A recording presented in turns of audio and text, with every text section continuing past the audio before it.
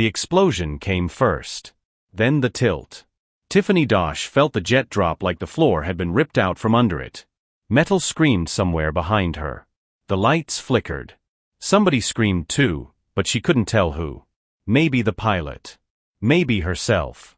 20 minutes earlier, none of this made sense yet.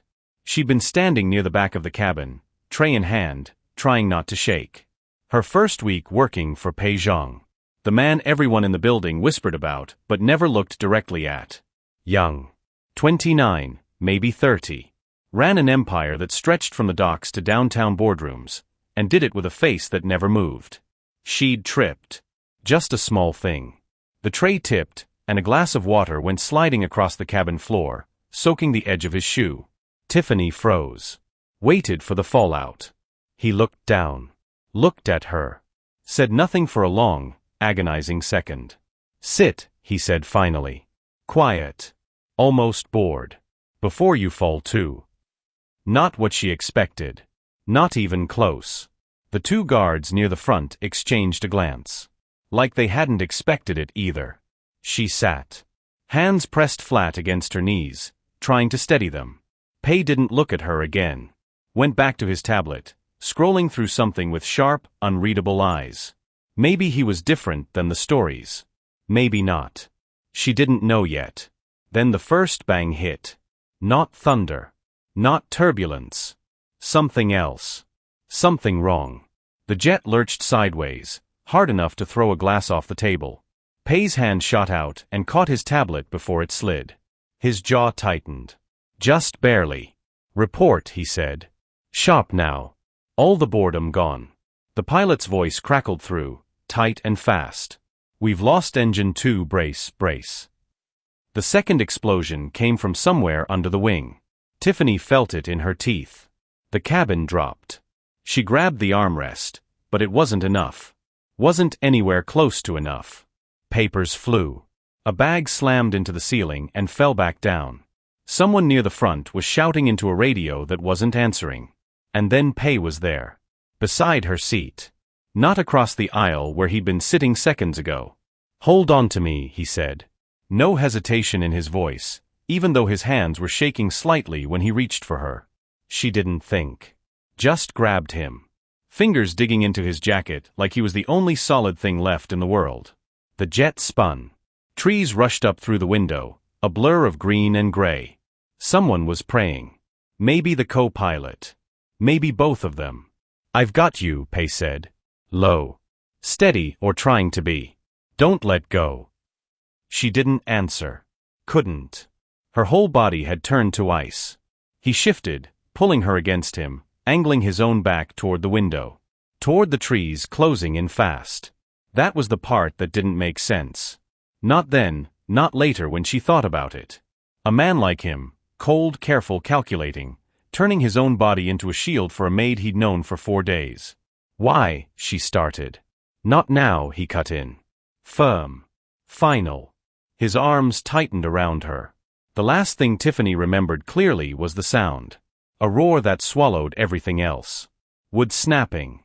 Metal folding in on itself like paper. The world going sideways, then dark, then nothing at all. When she opened her eyes, smoke hung thick in the air. Her ears rang. Everything smelled like fuel and burnt plastic. She was on the ground. Cold dirt beneath her, pine needles pressed into her cheek. Somewhere close, a fire crackled, low and hungry. And there was weight against her back. A body. Still breathing. Pei. He'd curled around her the whole way down. Absorbed the worst of it. Blood ran from a cut near his temple, and his jacket was torn at the shoulder, but he was alive. He stirred. Groaned low, like every movement cost him something. Tiffany, he said. Rough. Barely audible. You alive? Yes, she managed. Her voice cracked. You protected me. Why would you do that? You don't even know me. He didn't answer right away. Just stared past her, at the wreckage scattered through the trees. Smoke curling into a gray Washington sky. Maybe I didn't think, he said finally. Quiet. Almost like he didn't believe it himself. Maybe I just moved. She sat up slowly, pain shooting through her side, and looked at him. Really looked. Not the cold Mafia boss from the headlines. Just a man. Bleeding. Breathing hard. Alive because he'd chosen, in half a second, to put himself between her and the trees. Behind them, one of the guards groaned, stirring in the wreckage. Someone else was still. Too still. Pei's eyes hardened, and just like that, the mask started sliding back into place. "We're not safe yet," he said. Standing, wincing, offering her his hand anyway. "Get up. We move now." She took it. Neither of them knew yet how far they'd have to walk. Or what waited for them once they got there. He was starving himself. On purpose. And trying to hide it. Tiffany noticed on the third night, when Pei handed her his portion of the rabbit meat and claimed he'd already eaten. She hadn't seen him eat anything all day. "You're lying," she said. Flat. No room for argument. He blinked. Maybe surprised she caught it. "Does it matter?" "Yes," she said. "It matters." He didn't answer. Just turned back toward the fire, jaw tight, refusing to look at her. 4 days had passed since the crash. 4 days of walking through dense forest. No roads, no signal, nothing but trees stretching in every direction. 2 of the crew hadn't made it past the first night. The others, a guard named Marcus Bellwether and a young engineer, Sujin Beck, stuck close, but it was Pei and Tiffany who kept finding the way forward. Kept finding water. Kept finding shelter before the cold set in. And somewhere along the way, something had shifted between them. It started small. He'd wrapped her hands the first night, when the cold split her knuckles open and she hadn't said a word about it. He noticed anyway. Tore a strip from his own shirt and wound it around her fingers without asking permission. "You don't have to do that," she'd said. "I know," he'd answered. Simple. Like it settled the matter. Then the jacket. Second night, when the temperature dropped hard and her teeth wouldn't stop chattering, he'd shrugged out of his blazer and draped it over her shoulders before she could protest. "You'll freeze," she said. "Probably," he admitted. But he didn't take it back. She started watching him closer after that. The way he checked the group's supplies twice before ever touching his own share. The way he walked at the back of the line when the terrain got rough, making sure no one fell behind unseen. The way his hands, when he thought no one was looking, trembled slightly, not from cold, but from something older. Something that had nothing to do with the crash at all. On the 4th night, she asked him. They sat apart from the others, near the edge of the fire's light. Marcus was on watch. Sujin slept, curled tight against a fallen log. "Why do you do that?" Tiffany asked. "Give away your food. Your jacket. Act like none of it costs you anything." Pei stared into the flames for a long moment. Long enough that she thought he wouldn't answer at all. "My parents died when I was 16, he said finally. Voice low. Careful, like each word had a weight he was measuring out. Car accident. Rain, bad breaks. A road they'd driven 100 times before. One night it just wasn't enough. She didn't move. Didn't dare interrupt. "I inherited everything 3 days after the funeral," he went on. "The business. The debts. The enemies who thought a 16-year-old would be easy to push around." His mouth twisted, not quite a smile. "I learned fast that caring about people got them killed. Or got me killed. So I stopped. Or I told myself I did." "But you didn't," Tiffany said quietly. "Not really." He looked at her then. Really looked, the way he had right after the crash, like he was seeing something he hadn't expected to find. "Maybe not," he said. "Maybe I just got good at hiding it." The fire popped between them. Somewhere in the trees, an owl called out, long and low. "You didn't have to protect me on that plane," she said. "You didn't even know me." "I know," he said. Then quieter, "I'm still not sure why I did." She wanted to press further. But something in his face told her that was enough honesty for one night. So she let it sit. Let the silence hold what neither of them was ready to say out loud yet. The next morning brought new trouble. Sujin had a fever. Not dangerous yet, but climbing, and the wound on her leg, cut open during the crash, had started to look wrong. Red streaks crawling up from the edges. Pei knelt beside her, examining the wound with steady hands despite the alarm flickering behind his eyes. "Infection," he said. Low, so only Tiffany could hear. We need to move faster. Find a road. Find anything. There's smoke, Marcus said suddenly, pointing east through a gap in the trees. Thin and gray, rising above the tree-line. Could be a cabin. Could be nothing. Could be help, Pei said. Already moving. Already lifting Soo-jin as gently as he could manage, ignoring the way his own ribs clearly protested the effort. Tiffany caught his arm. Let Marcus carry her. You're hurt too. I'm fine, Pei said. Automatic. The old mask, slipping back on. You're not fine, she said. Sharper than she meant to. Stop pretending you don't need help either. For a second, he just stared at her. Like no one had said those words to him in a very long time. Maybe ever. Then slowly, he handed Soo-jin over to Marcus. Fine, he said. Quiet. Almost amused, despite everything. You win. This time. They walked toward the smoke for 3 hours. Tiffany stayed close to Pei's side the whole way, matching his pace, catching him twice when his steps faltered on the uneven ground. He never said thank you. But he never pulled away either. By the time they reached the source of the smoke, a hunting cabin, empty but stocked with supplies, a working radio propped near the window, all 4 of them were running on fumes. Pei got the radio working within minutes. Fingers steady again, focus sharp despite the exhaustion carved into his face. This is Pei Zhang, he said into the receiver, voice suddenly all business, all edges. Requesting emergency rescue. Coordinates to follow. Tiffany watched him work. Watched the transformation happen in real time, the wounded, tired man from the forest folding himself back into the Mafia boss the world knew. Cold. Controlled. Untouchable. But she'd seen the other version now. And she didn't think she could unsee it. That night, waiting for the rescue team, Pei found her sitting outside the cabin, staring up at a sky thick with stars she'd never see back home. You should be resting, he said. Sitting beside her without asking. So should you.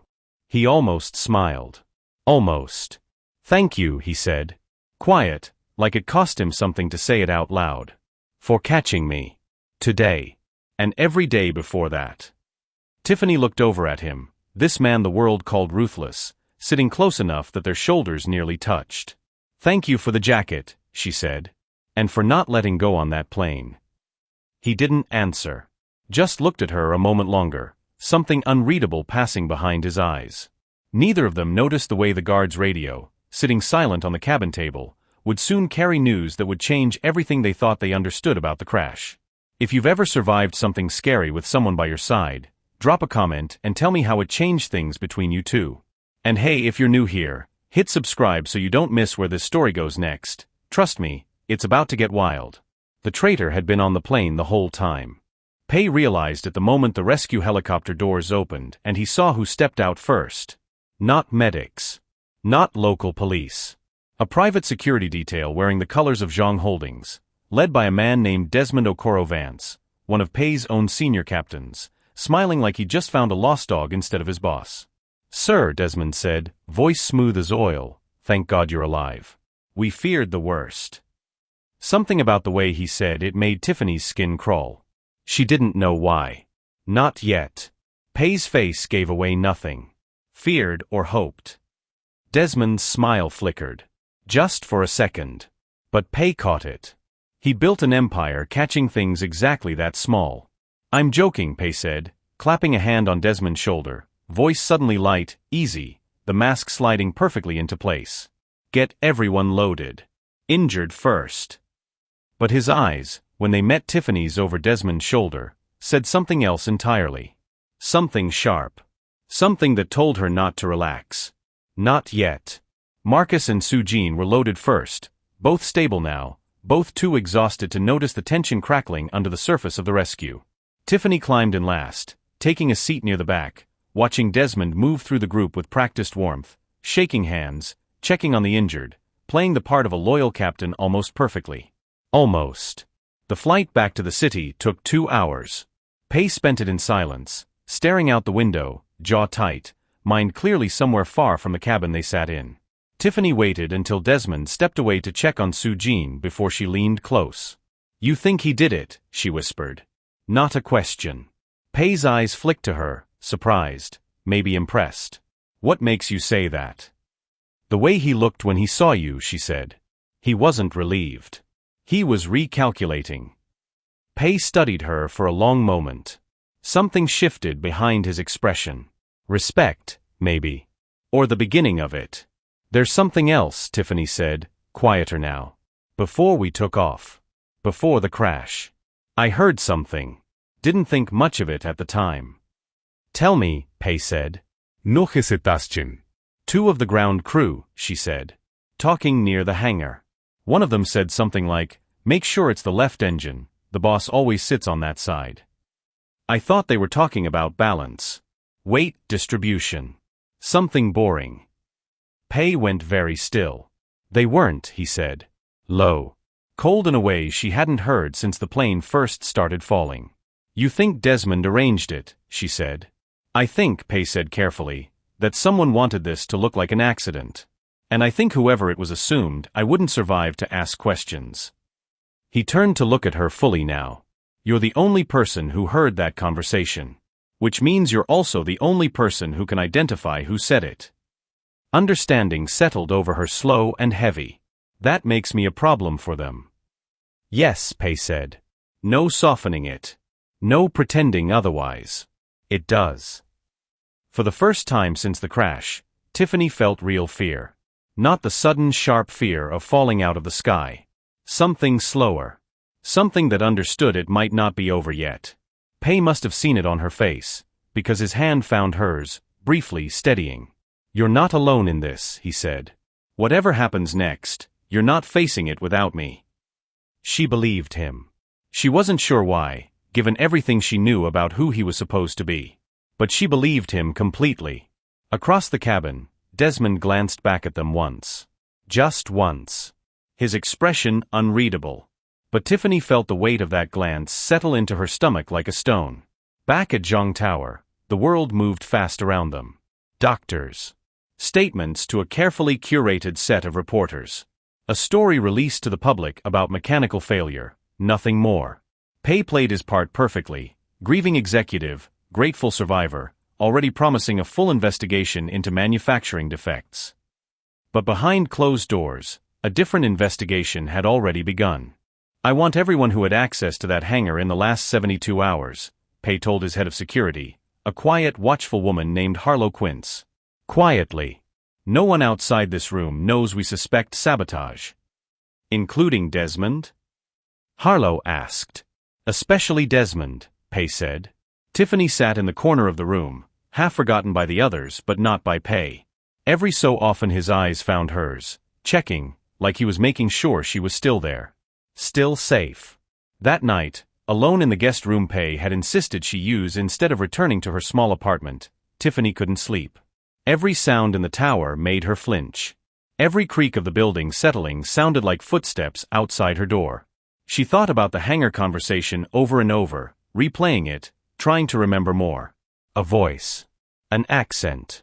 Anything that might matter. Around midnight, a soft knock came at her door. She opened it to find Pei standing there, still dressed, dark circles under his eyes. Couldn't sleep either, he asked. No, she admitted. Harlow's stationed guards on this floor, he said. You're safe here. I need you to believe that. It's not just the danger, she said quietly. It's everything. A week ago I was just trying to keep my job. Now I'm a witness in some kind of criminal conspiracy inside a mafia empire. Pei was quiet for a moment. I'm sorry you got pulled into this. Are you? She asked, surprising herself with the directness of it. Yes, he said. Noche se taschen. You didn't ask for any of this. Neither did you, she said. Losing your parents. Inheriting all this at 16. None of that was a choice either. Something passed between them, quiet and heavy. Pei didn't answer right away. Get some rest if you can, he finally said. Tomorrow, we start building the case properly. He left before she could respond. She stood in the doorway a long moment, watching him disappear down the hall, wondering how a man so feared could also feel so careful. So aware of the weight his own presence carried. 3 days into the quiet investigation, Harlow returned with a file thick enough to make Pei's expression darken further with every page. Desmond's been in contact with the Reyes-Callahan syndicate for 6 months, Harlow said. Wire transfers routed through 4 shell companies. And the maintenance crew that serviced your jet the morning of the flight, 2 of them received payments matching the same pattern, 2 days before takeoff. He wanted my territory, Pei said quietly. Not a question. He wanted your territory, and he wanted it to look like you died in an accident so no one would come looking for him, Harlow confirmed. If Miss Dosh hadn't overheard that conversation, we'd have nothing connecting the crew to the crash at all. All eyes turned to Tiffany. She straightened under the sudden attention, throat tight. What happens now? She asked. Pei's expression had gone somewhere cold and calculating, a version of him she hadn't seen since before the crash.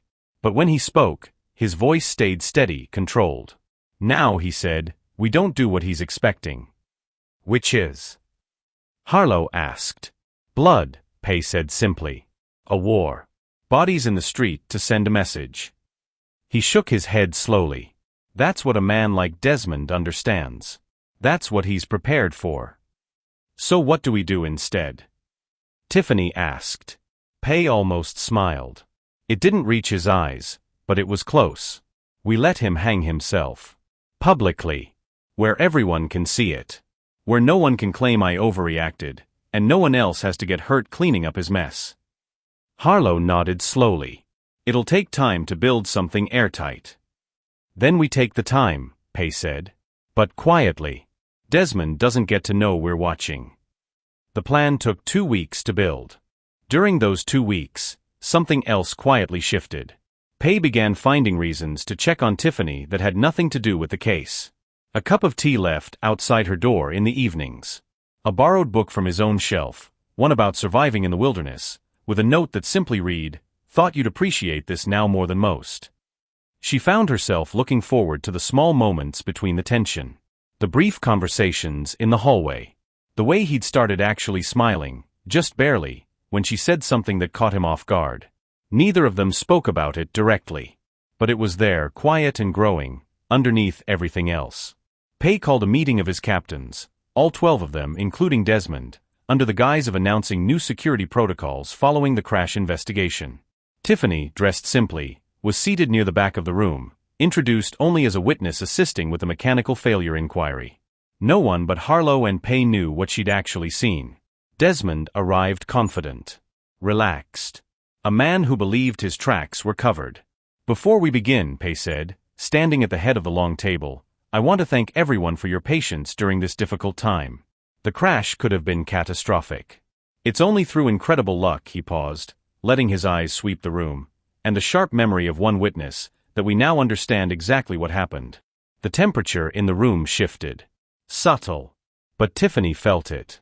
Miss Dosh, Pei said, gesturing toward her, would you mind sharing what you overheard at the hangar the morning of the flight? Every eye turned to her, including Desmond's, whose easy confidence had started to crack around the edges. Tiffany stood slowly, heart hammering, but her voice came out steady. 2 ground crew members were discussing the left engine, making sure it would fail. They mentioned the boss always sits on that side. Silence swallowed the room whole. Interesting, Pei said softly, eyes never leaving Desmond's face. Because only someone with access to my flight manifests would know my seating habits. And only someone with authority over hangar personnel could arrange for specific crew to be assigned that morning. Desmond's jaw tightened. Pei, this is absurd, you can't possibly think. I don't think, Pei cut in. Quiet. Final. I know. Harlow has 6 months of financial records connecting you to the Reyes-Callahan syndicate. Payments to the maintenance crew, 2 days before the crash.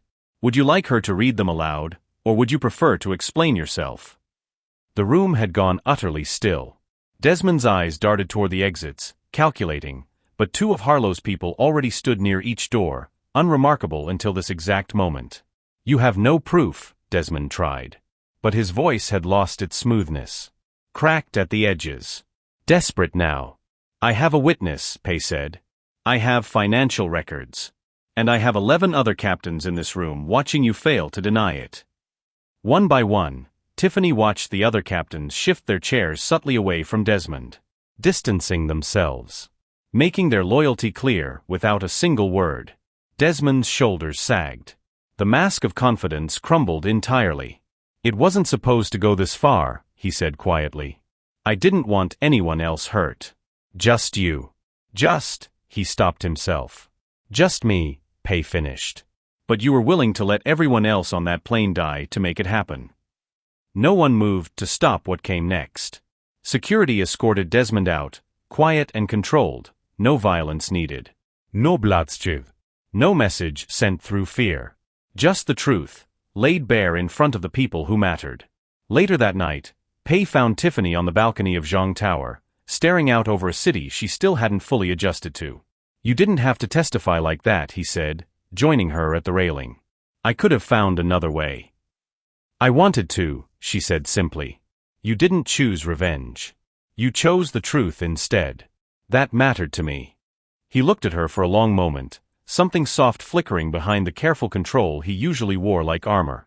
"You saved my life twice now," he said. "On the plane. And in that room today." "Maybe we saved each other," Tiffany said quietly. Pei didn't answer right away. But he didn't look away either. For a long time, they just stood there, the city lights spread out below them, the weight of everything they'd survived settling quietly between them. Real talk though, have you ever had someone stand up for you when it actually cost them something?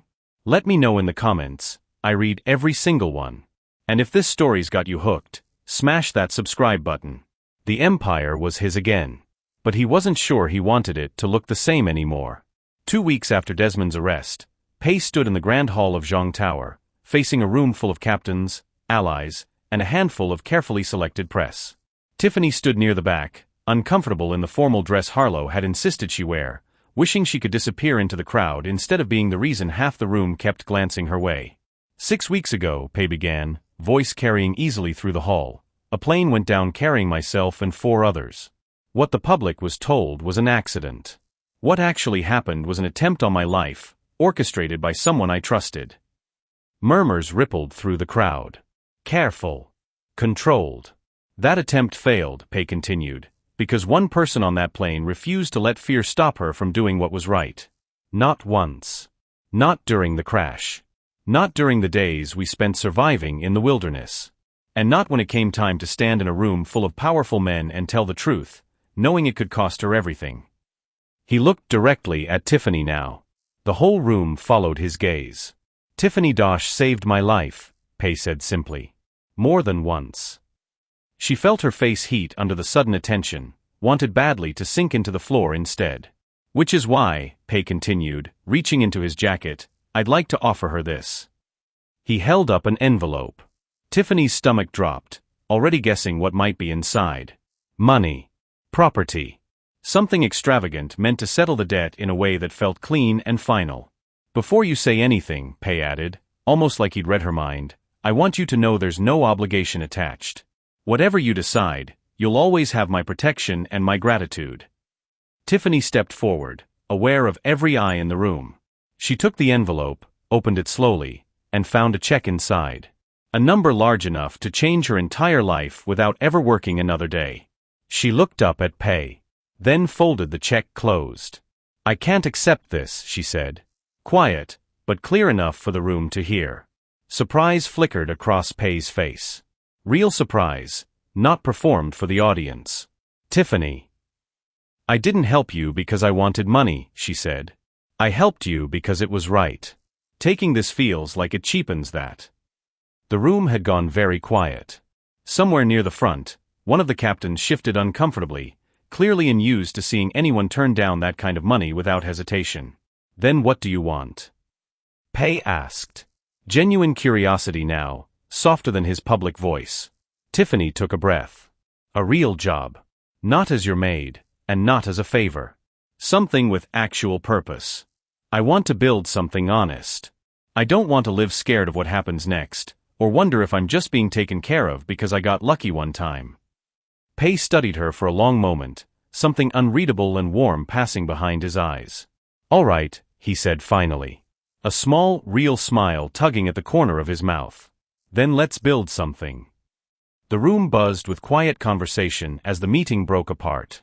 Harlow approached Tiffany afterward, arms crossed, an approving look on her face that Tiffany hadn't seen from her before. That took nerve, Harlow said.